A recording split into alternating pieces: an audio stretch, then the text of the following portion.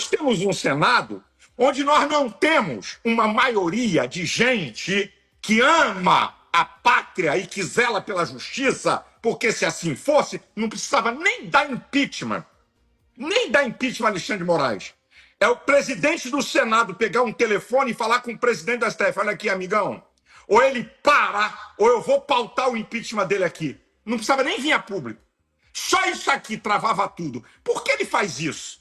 Porque ele sabe que tem uma grande maioria de frouxos, comprometidos, vendidos. Estou aqui, não tô nem falando da esquerda, tá? Porque a esquerda, ela é inimiga de Alexandre de Moraes. Impactante. Malafaia denuncia covardia contra Bolsonaro e promete mostrar ao povo a verdade. Em vídeo divulgado hoje, o pastor Silas Malafaia faz um desabafo contundente sobre os últimos acontecimentos envolvendo Jair Bolsonaro, criticando duramente a postura das autoridades e afirmando que o povo vai ver a covardia do caso. No vídeo de hoje, você vai ficar por dentro de o que motivou essa fala polêmica e de quem ele está falando, como Malafaia enxerga a reação popular e a influência na opinião pública, a repercussão imediata entre aliados e opositores. E ajude nosso canal a continuar levando conteúdo para vocês, se inscreva e ative o sininho. Você se manterá sempre informado. Com um dos maiores aliados do ex-presidente Jair Bolsonaro, que está à frente, inclusive, de várias campanhas e de vários movimentos e manifestações do PL, da direita conservadora, mais conservadora e também do próprio Jair Bolsonaro. Hoje, o nosso convidado é o pastor Silas Malafaia, aliado do ex-presidente e um dos maiores líderes evangélicos do país. Vamos falar sobre isso, vamos falar sobre o cenário evangélico no país. O Silas já está com a gente ia seguir com o VT. Me conta, produção, a gente começa com o pastor ou explicando aí o cenário dos evangélicos no país? Olá, olá. É uma alegria, um prazer estar com vocês, estar com a Neila, com a Andresa, e vai ser bom, porque eu acredito que na liberdade de se falar e de se posicionar, nasce luz e também esclarece o povo. Mais uma vez, eu dou parabéns ao Metrópolis, porque vocês têm crescido. Eu digo aqui, eu que sou de fora, porque você vê no Metrópolis gente a favor e contra Lula, gente a favor e contra Bolsonaro e gente que não é a favor nem contra nenhum dos dois. Isso chama-se jornalismo independente, que nós estamos com uma carência no país. Aberto a todos, quem é a favor, quem é contra. Isso é fundamento do Estado democrático de direito, uma imprensa livre que escuta também os outros e que não é tendenciosa. Então eu começo dando parabéns a vocês. Obrigada, bem-vindo, pastor. Pastor sempre muito gentil conosco, sempre falava aqui no boletim, agora falando aqui no contexto Metrópolis. Eu queria abrir nossa entrevista tentando entender se o senhor já teve uma conversa, já bateu aí um papo com o ex-presidente Jair Bolsonaro para entender o futuro, os próximos passos dele aí no cenário da direita mesmo, assim, não só num cenário de vida dele próprio, mas como líder da direita que ele é. Bem, deixa eu dizer uma coisa, a política é muito dinâmica. Uma decisão hoje, ela muda de repente por fatos novos e fatos políticos. Então, uma coisa que Bolsonaro tem falado sempre, ele continua candidatíssimo a candidato a presidente da República. Isso aqui é uma coisa que ele repete, mesmo diante de todas essas aberrações e perseguições políticas que estamos assistindo nesse país de janeiro de 2023 para cá. Então, eu acho que essa é uma primeira colocação, de que Bolsonaro continua candidato. E lembrando ao público, só que é bom, né? A memória é uma coisa muito boa. O ser humano tem dois mecanismos na sua mente. Memória, que é o seu HD, tem a ver com o passado, e imaginação, que é a capacidade de criar imagens, tem a ver com o futuro. Então, eu tenho um pouquinho de memória, e eu me lembro que Lula, na cadeia, condenado, no último dia da liberação do TSE para decidir quem era o candidato, no último dia é que Lula ungiu Haddad. E por que o presidente Jair Messias Bolsonaro tem que falar agora alguma coisa sobre sucessão, quem vai sucedê-lo? Estou lembrando fato político real, Lula preso, condenado, deixou para o último dia, né, do estabelecimento da lei eleitoral para dizer, quem vai ser o meu candidato é o Haddad. Então, isso aqui, sabe, essa pressa de tentar substituir Bolsonaro Não. Primeiro, que ele ainda não foi condenado, em primeiro lugar. Segundo, que é muito dinâmico, fatos, não é? Lula condenado, foi descondenado por uma canetada do Supremo Tribunal Federal, por que eu digo assim, um petista roxo que apoiava Lula, um cabo eleitoral que apoiava Dilma, um cabo eleitoral de Dilma Fachin, e que depois foi referendado pelo plenário do STF. Essa aqui é uma primeira colocação que eu quero deixar. É só para esclarecer que pelo Tribunal Superior Eleitoral houve uma condenação, ele está inelegível. Então, pelo que o senhor está colocando para a gente, a decisão do Bolsonaro de quem vai ser o seu sucessor aí eleitoralmente, essa inelegibilidade dele já está definida, né? Muito improvável que isso seja revertido. Isso vai ser feito no último momento, a lá o modelo que o Lula adotou em 2000 e alguma coisa, é isso? Eu não estou declarando isso.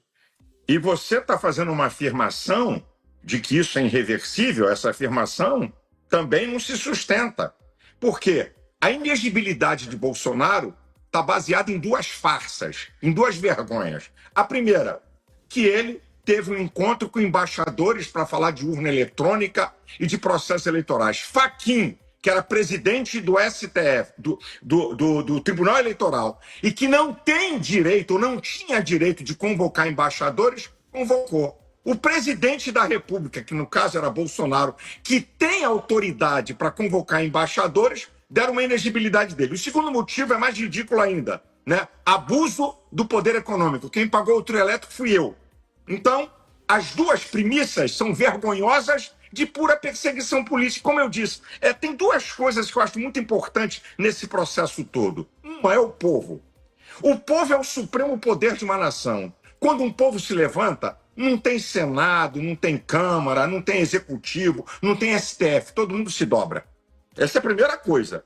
Então, o povo é algo muito fundamental. Número 2, nós temos o STF. Será que o STF vai ficar dobrando a aposta dessas insanidades de Alexandre de Moraes? Até onde? Até onde vai essa perseguição política vergonhosa? Então, o Supremo tem a chave. O Supremo já está lá dizendo, é a última instância.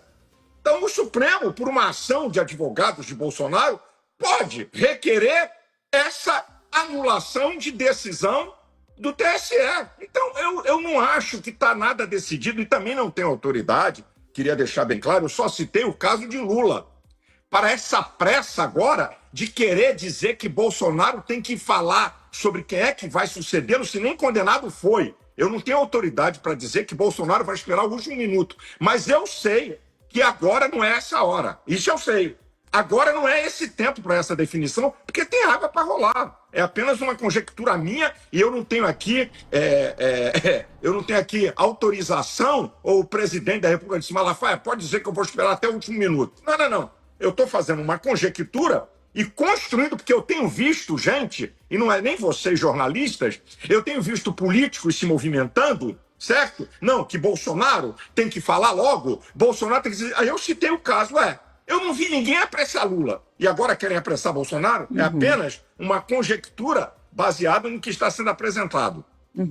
Pastor, o senhor falou de povo, né? Que é importante o povo se manifestar. Não está faltando o povo? A gente não viu muitas pessoas irem para as ruas nos últimos tempos para apoiar uma causa que é a defesa do Bolsonaro. O senhor avalia que as prisões ali daquelas pessoas que invadiram a esplanada no 8 de janeiro e as medidas que o Alexandre de Moraes tem tomado sistematicamente, né, de tirar redes sociais, de punir aí as pessoas que se manifestam contra suas determinações, possa ter amedrontado, ou as pessoas estão preocupadas com outros fatores que não com o destino aí do Bolsonaro? Querida, nós fizemos 4 manifestações esse ano. 4 manifestações esse ano. Não foi uma, foram 4. Aí, aqui teve menos gente. E não vai aqui querer que eu acredite em dados de USP ou dados, né, a universidade agora, ela quer falar somente medir manifestação política. Eu não vi a USP medir os shows aqui na praia de Copacabana quando os promotores falaram que tinha 1 milhão, outro disse que tinha 3, eu não vi, eles não se interessaram. Então, lorota é 4 pessoas por metro quadrado, é só fazer a quantia do metro quadrado da Paulista e ver. Bem, a manifestação mais fraca foi a última, com o Campeonato Mundial de Futebol, com o Flamengo jogando, e sem um chamamento assim forte, nós 70 mil pessoas. E eu sempre faço um desafio. Eu quero ver a esquerda colocar 1/3 do que a direita coloca na rua. Então, 4 manifestações. A penúltima em São Paulo tinha mais de 150 mil pessoas. Dizer que o povo não está interessado, com todo respeito, essa não é uma máxima. Agora, o povo brasileiro, da sua natureza, eu acho bacana, ele é um povo pacífico. Isso é muito bom, porque eu não sou a favor de quebrar nada. Agora, o povo é supremo poder. As manifestações que ocorreram domingo agora, por exemplo, em Vila Velha, em 24 horas, só o Magno Malta, convocando com 24 horas, tinha 10 mil pessoas em Vila Velha. Gente foi para Brasília, para Belo Horizonte, até meia-noite na Avenida Paulista, sem nenhuma convocação. E eu acho que no dia 3 de agosto, que nós, pela primeira vez desde 2024, da mega manifestação no dia 25 de fevereiro de 2024, de lá para cá nós sempre centramos fogo para ninguém fazer manifestação, mas fazer só em um lugar. Dessa vez é o contrário.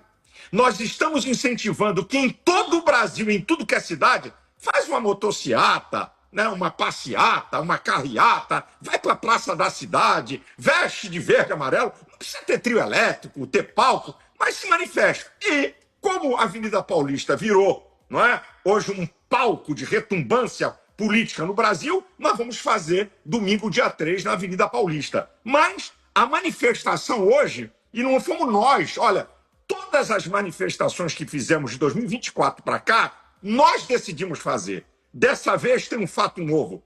A pressão sobre minhas redes sociais, Nicolas, Gayer, Sóstenes e outros, não, tem que ir para a rua, tem que fazer. Mudou um pouco. Essa manifestação não somos nós que tomamos a iniciativa. Nós estamos dando uma resposta à iniciativa do povo. E eu digo sempre que o povo é que determina. Vou lembrar vocês, 2013, por causa de 20 centavos de aumento na passagem em São Paulo, o Brasil parou. Na época, Eduardo Cunha era presidente da Câmara e estava pronto um projeto de lei para tirar o poder do Ministério Público. O que aconteceu? Com a manifestação do povo caiu, foi derrubado, porque povo é supremo poder. Se o povo brasileiro decidir, não sou eu não tenho esse poder de fazer isso, mas se o povo brasileiro decidir se manifestar diante de todas essas aberrações e ir para a rua, não tem Supremo Tribunal, não tem Alexandre de Moraes, não tem TSE, não tem Senado nem Câmara que vai resistir, porque povo é supremo poder.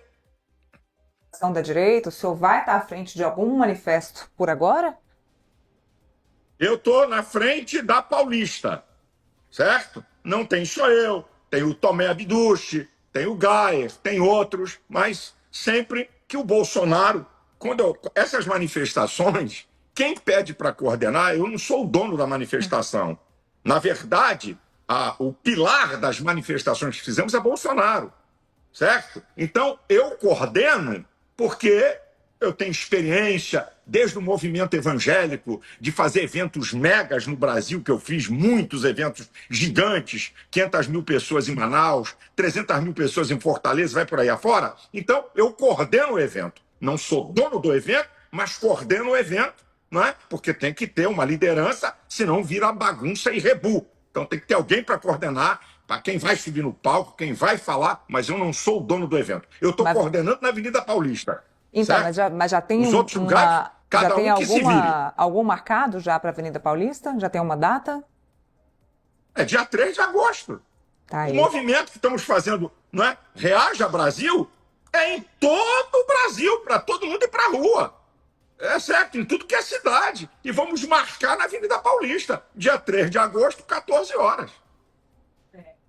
O senhor como é que o senhor avaliou essa última decisão do ministro Alexandre de Moraes, que impede que qualquer fala do ex-presidente Jair Bolsonaro seja transmitida nas redes sociais? O ex-presidente se manifestou já, fez a sua defesa para o Supremo Tribunal Federal, dizendo que ele não tem controle do que as pessoas vão colocar nas redes sociais. O ministro Alexandre de Moraes advoga que quando ele fala, ele sabe muito bem que isso vai para as redes sociais. O quanto que a direita vai ser estrangulada se ela estiver totalmente fora das redes sociais? Deixa eu dizer uma coisa para você. Nesses últimos anos, de 2022 para cá, eu produzi mais de 40 vídeos. Todas as minhas falas nessas manifestações, eu tenho dito e mostrado, não apenas por bravata, que Alexandre de Moraes é o ditador da toga. Agora, preste atenção, povo brasileiro e vocês, ao que eu vou colocar aqui. A partir do momento que Alexandre de Moraes começou a comandar um inquérito imoral e ilegal de fake news, é imoral e ilegal porque não tem a participação do Ministério Público, Alexandre de Moraes introduz no Brasil o crime de opinião. Gente, isso é uma afronta. Crime de opinião no Estado Democrático de Direito, ele rasga o artigo 5º, inciso 4, que é a liberdade de expressão, e o artigo 220, parágrafo 2º, que é vedada a censura.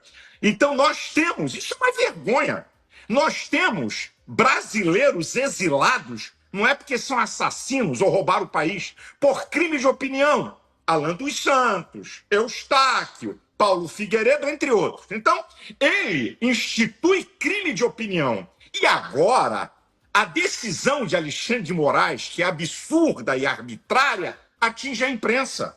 Como eu disse, uma imprensa livre é fundamento da democracia. Permita-me repetir, Lula, condenado na cadeia, deu 22 entrevistas que o STF liberou sem ser cerceado em nada.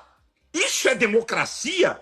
Isso é Estado Democrático de Direito? Um ex-presidente que vergonhosamente, por pura perseguição política, tem uma tornozeleira eletrônica, impedido de falar? Então que país é esse? Onde a imprensa brasileira é cerceada? Onde vocês não podem entrevistar? E outra, não vai dar para Alexandre de Moraes calar toda a direita. Não dá. Porque para ele calar toda a direita, ele tem que acabar com redes sociais. E aí sim, fica definitivamente estabelecido no Brasil que o Brasil é pior do que a Venezuela. E o mundo está vendo isso, gente.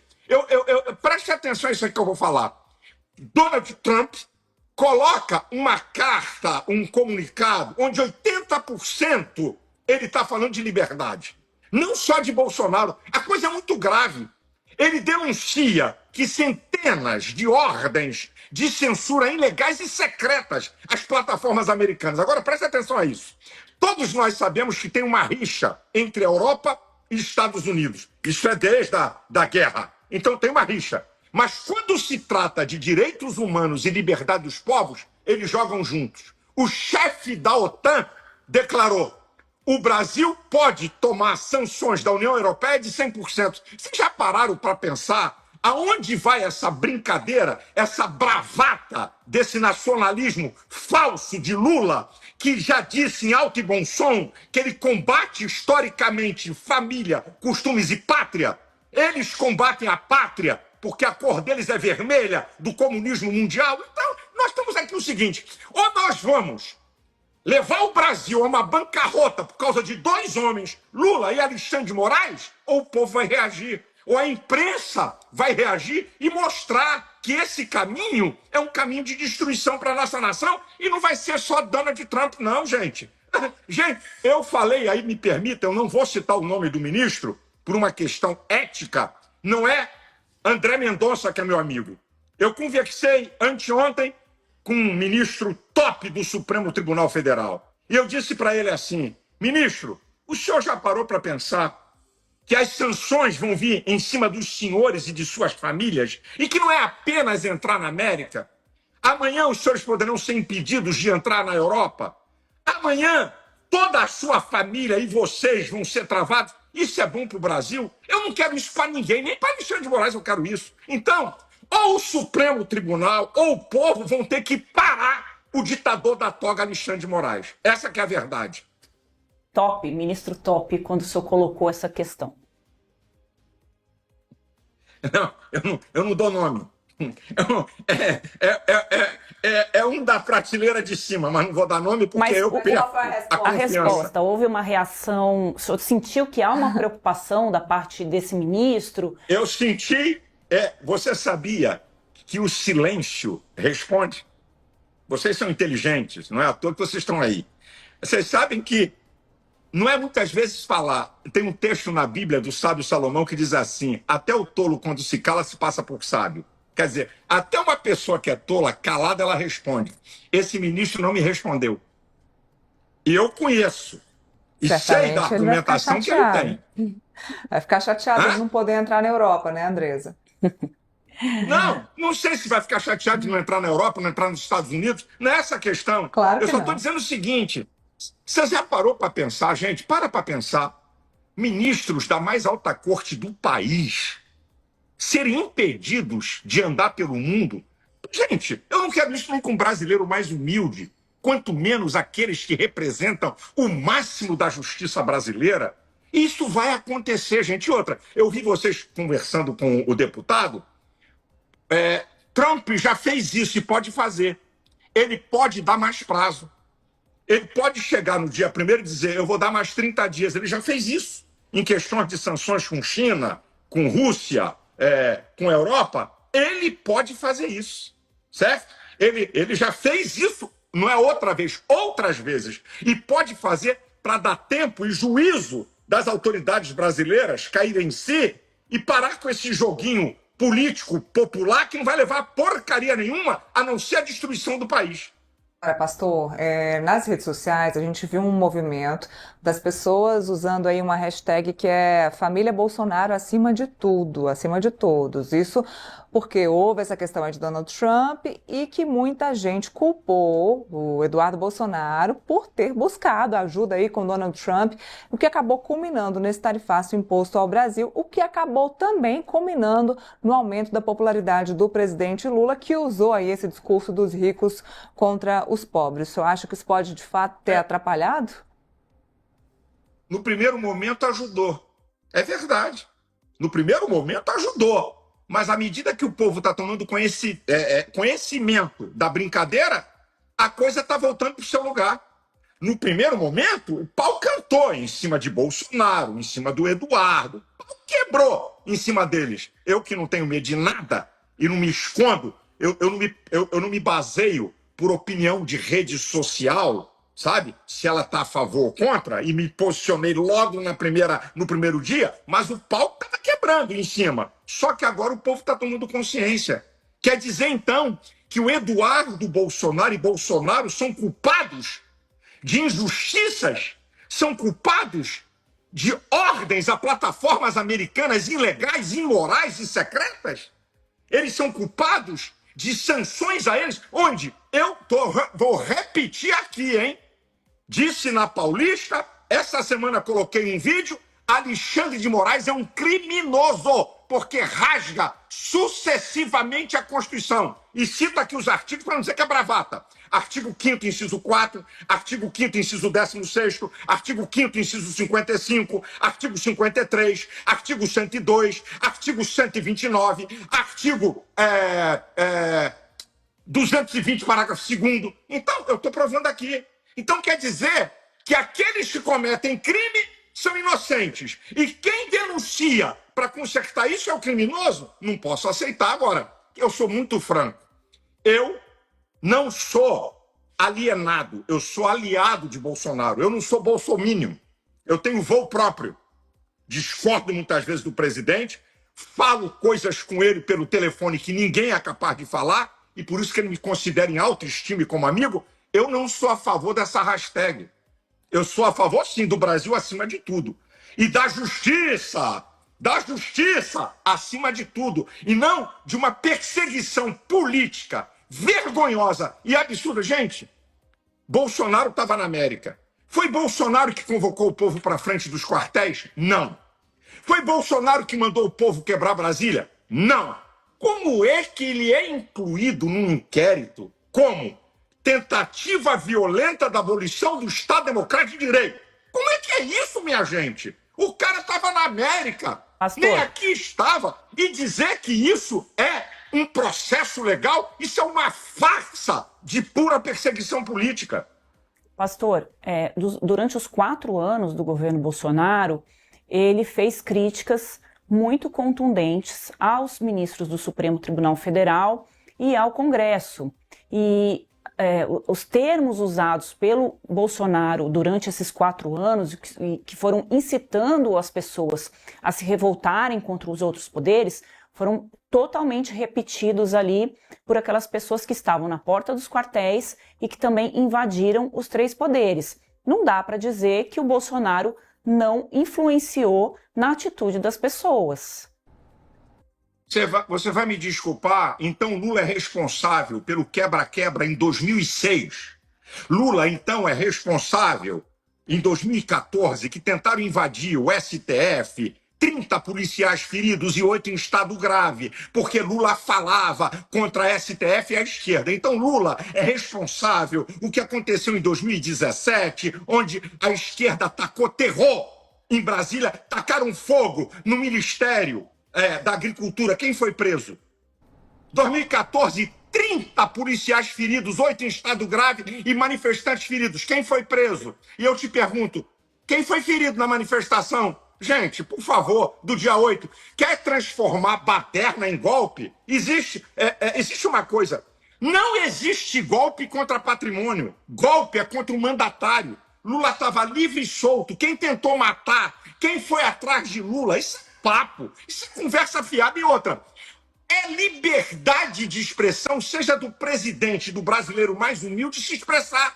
Vocês já pararam para pensar que no país, quando veio a democracia, ninguém tinha medo de falar, ninguém tinha medo de criticar presidente, ninguém tinha medo de criticar Congresso, ninguém tinha medo de criticar STF, e agora tem medo? Isso é democracia? Isso é liberdade?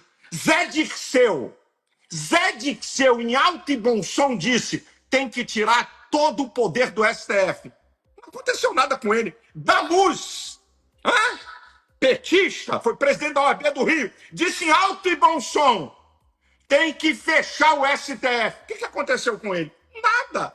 Quer dizer, então, que agora a fala de Bolsonaro é Pinoquinhos. Onde é que tem fala de Bolsonaro mandando quebrar Brasília? Onde é que está a fala em 4 anos, ele como presidente? Onde é que tem uma fala de Bolsonaro mandando invadir Supremo Tribunal? E outra, o ministro do GSI de Lula, General Gonçalves, abre o palácio para pseudos golpistas para dar água? Não. E outra, cadê as 230 câmeras que o senhor Flávio Dino apagou os vídeos para a gente saber quem é quem? Isso é uma farsa! Farsa de pura perseguição política, nada mais, nada menos do que isso. Pastor, hoje a gente começou o programa aqui anunciando que o senador Flávio Bolsonaro, filho 01 do Bolsonaro, ingressou com um pedido de impeachment do Alexandre de Moraes ali no Senado. Já são 128 pedidos? Pedidos. De impeachment do contra o Alexandre Moraes? de Moraes. 28? 28. 20, vai chegar a 128. 28 pedidos de impeachment contra o Alexandre de Moraes ali no Senado, desde a época ali do Rodrigo Pacheco. Por que não há uma reação do Senado com relação a esse sentimento que o senhor está expondo, que é um sentimento de parte aí da direita e até da esquerda? A gente conversa aqui com todos os lados, né? E ontem, por exemplo, alguns ministros e ex-ministros do governo Lula disseram que uma prisão agora do Bolsonaro por ter se expressado seria algo duro demais para esse fato. Mas vamos voltar aqui à pergunta. Por que o Senado não toma uma atitude com relação ao Alexandre de Moraes? Então vamos lá. Meu senhor, vamos lá. Segura, Brasil. Deixa eu falar uma coisa para vocês.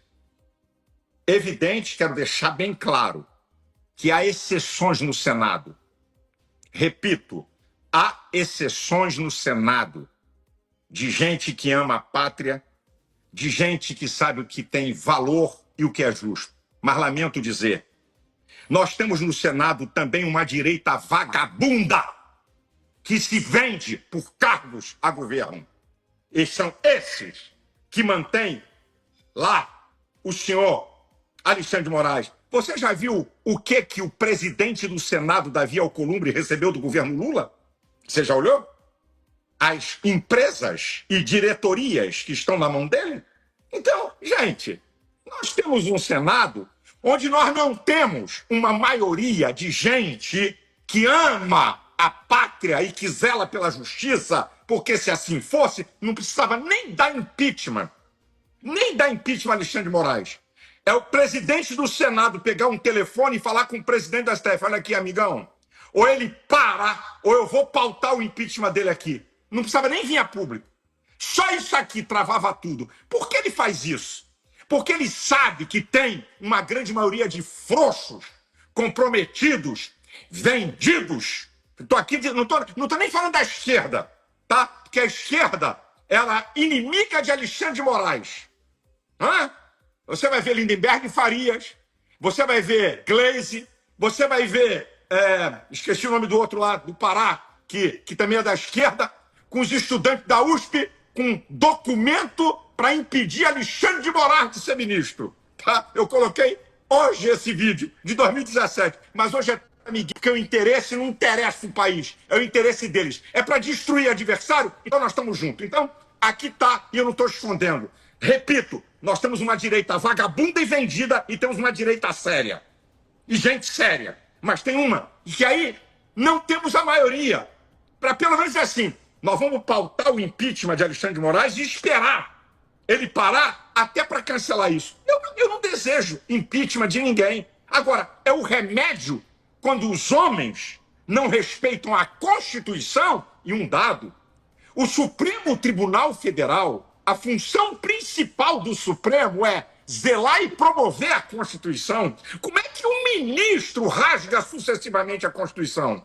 Então, filha, se o Senado fosse um Senado para desempenhar a sua função constitucional, nós não estávamos vendo essa brincadeira dessas perseguições e de um inquérito que é uma farsa. É isso aqui, eu não escondo nada, verdade absoluta. Por isso que na eleição de senador de 2026, nós vamos dar uma atenção especialíssima em quem nós vamos colocar lá. Pode ter certeza. Pastor, eu queria entrar no tema dos evangélicos. A gente até abriu o programa com isso. Por quê? Porque a gente tem eleições chegando aí, batendo na porta. O presidente Lula já havia dado uma declaração que iria se aproximar, sim, dos evangélicos e que a direita estaria usando a religião, estaria usando os evangélicos para a política. E a gente sabe que o número de evangélicos tem crescido de forma vertiginosa aqui no Brasil, né? As igrejas estão crescendo, o número de pastores também. Então, a palavra e estão me dizendo aqui, ó, 1 a cada 4 brasileiros são evangélicos. O número é extremamente expressivo, ou seja, não há político que não queira se aproveitar desse número, claro. Agora, eu queria saber do senhor, o senhor acha que a esquerda vai conseguir trazer os evangélicos para eles, para o Lula? Deixa eu falar para você aqui uma coisa. Não são os líderes evangélicos ou nós que decidimos se o povo se aproxima ou não de um governante, mas são suas atitudes e suas crenças e valores. Vou repetir a fala de Lula no Foro de São Paulo, junho de 2023. Aquilo que historicamente combatemos: família, costumes e pátria. É fala de Lula, não é IA, não. É fala de Lula. Isso aqui são fundamentos nossos. Não tem jeito de alguém se aproximar de evangélicos e combater família, costumes e pátria. Número 1. Número 2, Lula, nas eleições, mandou uma carta para os evangélicos dizendo que era contra o aborto, que é a favor da vida e bababá. No primeiro mês do seu governo, primeiro ato da ministra da Saúde foi revogar portarias que Bolsonaro colocou para dificultar o aborto. Mas tem a segunda. Nesse mesmo mês, Lula tirou o Brasil do Pacto das Nações Anti-Aborto. Então, ele na eleição fala uma coisa e mente, engana, e na prática é outra. Então aqui está o segundo motivo. Não vai dar para se aproximar de evangélicos com essa bravata e esse discurso. Não adianta. E eu acho engraçado é o seguinte: Quando Lula vai a alguma reunião de evangélicos, não tem problema. Mas quando é Bolsonaro, é uso da religião. Interessante que eu não vi ninguém falar do banho de pipoca que Lula ganhou no candomblé ou com as baianas da Umbanda. Eu não tenho nada com isso. Eu só estou te mostrando como é que é o jogo. Agora, por que Bolsonaro se aproximou? Ele não é evangélico. Bolsonaro é católico. Porque os princípios que ele defende se assemelham com os princípios que nós defendemos. Aborto, nós somos contra. Ideologia, e Bolsonaro é contra. Ideologia de gênero que a esquerda defendeu em tudo que é Câmara Municipal, nós somos contra. Nós amamos a pátria. Nós não aceitamos, certo, combater costumes que são marcas, banheiro de menino, banheiro de menina, sexo masculino, sexo feminino. Então, e nós temos a família como fundamento. A família, base da sociedade, o homem, a mulher e sua prole. Então, Lula pode tentar, marqueteiro pode falar. Eu só te digo uma coisa. Você quer ver o termômetro, se ele vai se aproximar de evangélicos? É esse aqui. Qual o grande líder evangélico que vai estar junto dele? Me dá um. Desculpa, não estou falando de raça miúda. Eles arrumam gente que não tem expressão nenhuma no mundo evangélico, que não tem força nenhuma no mundo evangélico. Eu conheço a liderança evangélica. Eu sei quem é quem no mundo evangélico. Não tem um líder de peso no mundo evangélico que apoie Lula. Então, ele vai querer se aproximar como? Vai mudar a sua ideologia? Vai rasgar aquilo que eles acreditam e defendem a vida toda? Repito, palavras de Lula, aquilo que historicamente combatemos. Família, costumes e pátria. E outra, nesse mesmo foro, ele disse o seguinte: estão me chamando de comunista. Eu tenho orgulho, pode me chamar. E o comunismo para os evangélicos, nós temos em nossa mente o que o comunismo fez com os cristãos, o que a antiga cortina de ferro, comandada pela Rússia, fez aos evangélicos. Então, falou que apoia comunismo, o evangélico recua. São essas as verdades. Não é líder evangélico. Minha filha, que líder evangélico vai ter poder de dizer, esse cara aí, não apoia ele não, porque eu não gosto. Não, é porque crenças e valores dele são contrárias às crenças e valores dos evangélicos. O presidente Lula criou, apresentou lá o Dia do Evangélico como proposta. E o quanto que, queria saber do senhor, o quanto que a presença da Janja ali no governo, uma presença forte, embora ela não tenha cargos, pode afastar o eleitor evangélico de um apoio eleitoral ao presidente Lula, ou isso não interfere? Eu não acho que a Janja, ela não tem influência nenhuma. Pode ter influência com Lula. Influência pública, zero. Nada. Então, não é Lula. É Lula e a esquerda. Uma coisa, querida, é um discurso na eleição. E outra coisa é a prática. Por exemplo, eu vou dar aqui um exemplo meu. Isso é muito legal. Em 2002, 23 anos atrás, eu apoiei Lula. Não havia discurso ideológico deles, não havia nenhum ato de corrupção, eu apoiei. Agora escuta isso. Lula me nomeou naquele Conselho do Desenvolvimento Econômico e Social da Presidência da República, com 90 representantes da sociedade civil. Eu era o representante evangélico. Eu fui para lá. Eu digo aqui, eu acreditava que um cara que veio da camada pobre do Nordeste ia resgatar o Brasil. Eu acreditava nisso. E apoiei ele. Agora vejam. Aí, a continuação da história. Eu fui convidado para várias audiências públicas no Congresso Nacional e vi o quê? Uma coisa era o discurso de Lula e da esquerda para o povo. Outra coisa era a prática. Quando eu comecei a ver isso, eu pedi para sair. Eu disse, eu não quero participar mais disso e estou fora. Feio seria hoje eu apoiar Lula. Depois, por favor, não é fala de um pastor. Ministro, vou dar nome agora. Ministro Gilmar Mendes. Governo Lula e Dilma, governo de ladrões. Ministro Barroso, a Lava Jato mostrou um dos maiores esquemas de corrupção do mundo. Ministro Fux, ladrões. Ministro Alexandre de Moraes, na USP, ladrões. Então, não dá para apoiar. Agora, eu já apoiei Lula, porque eu acreditava. Antes de vir o debate ideológico, antes deles botarem as unhas de fora e mostrar o que queriam. Então, hoje, não é o pastor Silas. Quem sou eu para determinar sobre o mundo evangélico? Mas o povo percebeu isso. E aqui é que é a verdade. Para ele conquistar o povo evangélico, estou falando massa, que tem um grupo de evangélicos que apoia ele, principalmente das camadas mais pobres. Apoia ele. Eu não sou criança. Não tem unanimidade no mundo evangélico sobre Bolsonaro. Mas para ele ganhar a grande massa de evangélicos, ele vai ter que rasgar aquilo que ele acredita.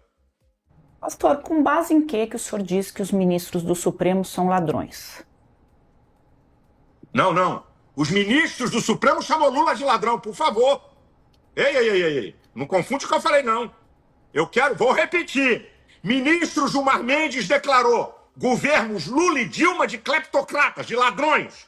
Ministro Barroso declarou que a Lava Jato demonstrou um dos maiores esquemas de corrupção do mundo. Ministro Fux falou, ladrões. Ministro Alexandre de Moraes, lá na USP, disse, ladrões. Não é do STF, não. Chamando governos Lula e Dilma de ladrões, por favor. Não estou falando de ministros, não, por obséquio. Não, eu agradeço, eu deixei bem claro isso aqui. Eu agradeço o senhor esclarecer. Acho que misturou um pouco e eu que não compreendi. Então está esclarecido. Que então, o pastor está se referindo ao voto dos ministros na época do julgamento do Lula, em que ele foi condenado, né, pastor? É isso. Isso aí, os ministros citando os casos. Isso aí, perfeitamente. Certo. Obrigado. Pastor, não, eu que agradeço, a gente precisa esclarecer, né, para não restar nenhuma dúvida do que o senhor está falando. Pastor, com relação a Michele Bolsonaro, né, a gente citou a Janja agora há pouco, o senhor disse que ela não tem nenhuma influência política, né, com relação ao eleitorado, só no presidente Lula. Com relação a Michele Bolsonaro, ela tem sido colocada, né, como um nome para o Senado, até pensada para a presidência da República. A gente entrevistou a senadora Damares aqui essa semana, que é bastante íntima ali da Michele, que disse que com o Bolsonaro silenciado, a Michele será uma voz, a grande voz do público conservador. O senhor concorda? Eu não acredito que a Michele vai ser a grande voz do público conservador, porque tem várias vozes. Certo? A Michele conseguiu capilaridade por ela mesma. Eu acho que as pessoas no mundo político, elas conquistam por suas ações e atitudes. A Michele, se for candidata a Senado, ela vai ser senadora, ela vai ganhar. Agora, eu acredito que existem várias vozes da direita, certo? Que não é uma voz só. Você tem o Nicolas, que é uma voz poderosa. Você tem o Gayer, que é uma voz poderosa. O deputado Sóstenes, que cresceu muito a partir da liderança dos seus posicionamentos, porque liderança é atitude. As atitudes do deputado Sóstenes Cavalcante deu a ele, certo, uma visibilidade gigante. Você tem Eduardo Bolsonaro, Flávio Bolsonaro, e vai por aí afora. Eu, que não sou político, sou uma pequenina voz também, e outros, e outros, e outros. Então, a direita não tem uma voz, ela tem várias vozes, incluindo Michele Bolsonaro. Bom, pastor, agora a gente vai para uma outra parte da nossa entrevista que a gente tende a encerrar de uma forma mais leve. Então, eu vou chamar, e queria que a produção chamasse o nosso contexto.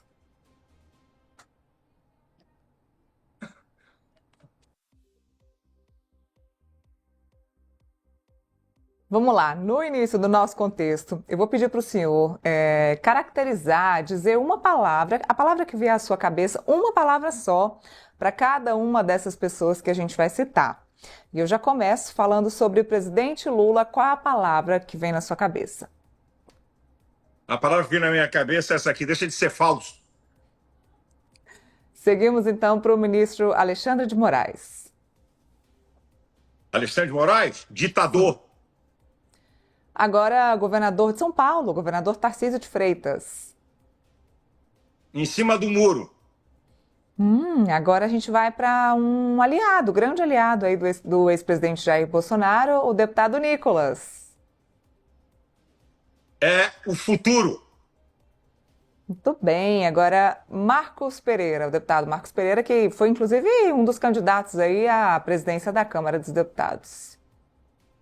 Em cima do muro, acende uma vela para Deus e outra para o diabo. E para terminar, Gilberto Nascimento. Gilberto Nascimento, Isso, um que cara pacífico. Muito bem. Ontem, deputado, nós começamos também no nosso novo Deputado programa. não sou deputado não. Não, eu estava falando do deputado pastor, perdão. Ontem Tá bom. estávamos conversando sobre isso na nossa última entrevista com o governador ontem do Rio Grande do Sul e pedimos a ele que dissesse para nós qual eram as 3 principais músicas do tocador de músicas dele. Mas eu sugiro que o senhor fale ou das músicas ou da leitura. O que é que o senhor estaria lendo nesse momento? Tá. Aí eu falo. Fica mais fácil? Um livro de Miles Monroe, O Caráter da Liderança. Um livro extraordinário, de um dos caras mais inteligentes que eu tive o prazer de conhecer. Dr. Miles Monroe, O Caráter da Liderança. Tá aí, gente, a indicação do livro do pastor Silas Malafaia para você que quer ler, tá aí. E aí, Andresa, a gente vai atrás do livro? Pastor, eu queria só voltar num ponto que o senhor falou quando a Neila citou o Marcos Pereira. O senhor fez uma crítica bastante forte a ele. O Marcos Pereira, ele é ligado à Igreja Universal. Pastor? Pastor, né? E presidente do... Hoje a gente já está aqui cansado, viu, pastor? Porque a gente teve 4 meses nessa semana, graças ao ministro Alexandre de Moraes. Mas, enfim, eu gostaria que o senhor falasse um pouco mais por que da sua crítica ao deputado Marcos Pereira. É muito simples o que eu vou falar aqui. Eu fiz uma denúncia que ele era contra o projeto da anistia. Ele veio em cima de mim com toda a força. Não, eu sou a favor. Pergunta se ele assinou o projeto da anistia. Pergunta se ele jogou a favor. Então, ele joga com o governo por interesses de cargos, tá? E tenta jogar do lado de cá. Então, para mim, é em cima do muro, é 2 caras, é a verdade das mais absolutas. E outra, como é que ele pode apoiar? Eu sei a teologia da Igreja Universal. Uma das coisas mais importantes para a Igreja Universal é a defesa de Israel. É só você ver a fala de Edir Macedo. Como é que ele apoia um governo que é aliado do governo do Irã, um governo que é o patrocinador número 1 do terrorismo mundial, que prega a extinção e a aniquilação do povo judeu e do Estado de Israel? É ambígua a sua postura. Eu estou só mostrando um dadozinho sobre ele em relação a apoiar o governo Lula e, ao mesmo tempo, ser ambíguo em relação àquilo que a própria igreja defende. Pastor, o senhor citou Israel, né? A gente noticiou aqui no Metrópolis, na minha coluna, que o embaixador de Israel está deixando o Brasil e ele lamentou numa reunião, inclusive com um grupo de evangélicos, pastores evangélicos aqui em Brasília, que ele deixa o país sem poder passar a embaixada para o seu sucessor. O governo de Israel mandou o nome do sucessor em janeiro e até hoje o governo Lula não concedeu a autorização para que esse sucessor possa estar no país. O que vai acontecer? A embaixada de Israel vai ficar pela primeira vez sem um embaixador. Ela vai funcionar ali, mas apenas com o 3º escalão, digamos assim, para ficar mais claro. E ele imputa isso a essa predileção do governo brasileiro pelo Irã, né? O governo soltou uma nota criticando Israel por ter iniciado ali o conflito com o Irã e já soltou aí mais de 30 notas durante esse governo Lula contra atitudes de Israel. Então, gostaria de ouvir a opinião do senhor com relação a isso, essa posição do governo brasileiro que vai prejudicar um país que vai ficar sem um embaixador até que o governo brasileiro resolva sair de cima desse pedido de Israel para que tenha o seu embaixador no Brasil. É uma incompetência do governo, uma demora em tomar decisões ou é algo proposital? Obrigado, Andresa, de me fazer essa pergunta. Olha o absurdo que nós chegamos. O governo Lula se absteve de votar na ONU contra o Irã por questões de direitos humanos, porque lá no Irã se mata mulheres cristãos e gays em praça pública e mulher não tem direito à opinião.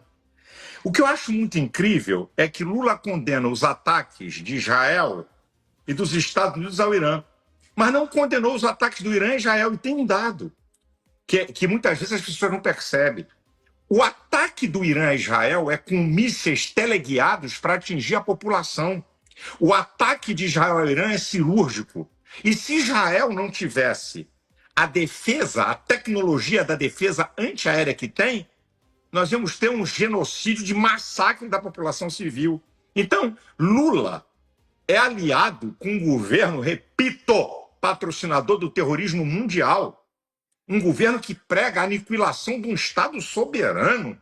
O Lula tem feito o Brasil passar vergonha internacional por causa disso. Então, ele é aliado. E outra, como ele gosta de mentir e fala de números sobre questão palestina que são fenomenais e fantásticos, que não existe, sabe? E ele é aliado contra um Estado soberano que é atacado e que tem direito à autodefesa, como o Brasil se fosse atacado por um grupo terrorista. Então, eu acho que Lula está escolhendo um caminho anão na diplomacia internacional e levando o Brasil à vergonha e a derrotas. Só isso. Nada mais, nada mais. Por questões o quê? Ideológicas. Só isso. Pastor, qual foi a última vez que o senhor conversou com o ex-presidente Jair Bolsonaro? Como é que é? Repete, por favor. Qual foi a última vez que o senhor conversou com o Bolsonaro? Ontem. E como que estava o estado de espírito dele? Porque ontem provavelmente já havia saído essa decisão do Moraes de que se ele não se explicasse, ele seria preso. Ele está apostando na prisão? Eu falei com ele já no final do dia, estava bem. Ele estava bem, com consciência tranquila, né? Ele falou, Malafaia, eu estou aguardando aqui a decisão, não vou fugir do Brasil, não vou sair daqui, não vou fazer essa loucura, não sou criança, e o povo brasileiro vai ver toda a covardia e injustiça se caso decretar a prisão, como eu vi vocês falando, que a esquerda, que de boba não tem nada, perceberam que se Alexandre de Moraes determinar a prisão de Bolsonaro agora, ele é vítima 100% total. E eles não querem isso, certo? Porque tudo deles é estrategicamente política. A esquerda não tem nada de justiça nem de direito. É estratégia política que vai me beneficiar. Eles só jogam com isso. Então, se o ministro e outra, quero falar que Metrópolis, como eu disse, vocês, todo mundo sabe que vocês manifestam a opinião de diversos.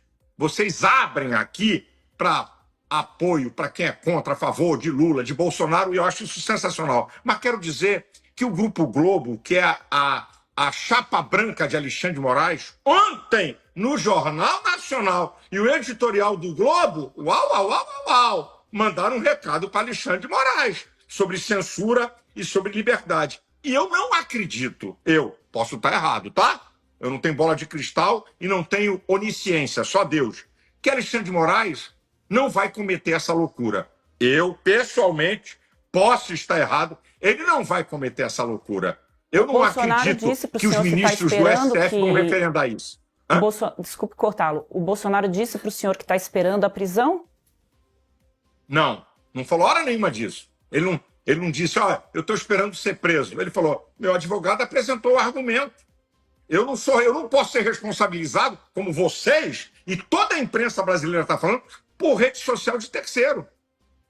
Quer dizer que eu vou ficar impedido de dar entrevista à imprensa? Isso é censura, isso é um absurdo, isso é uma vergonha, não para mim, mas para a própria democracia brasileira. Foi esse o termo da conversa, sem entrar em detalhes de Alexandre de Moraes. Muito bem, pastor, olha.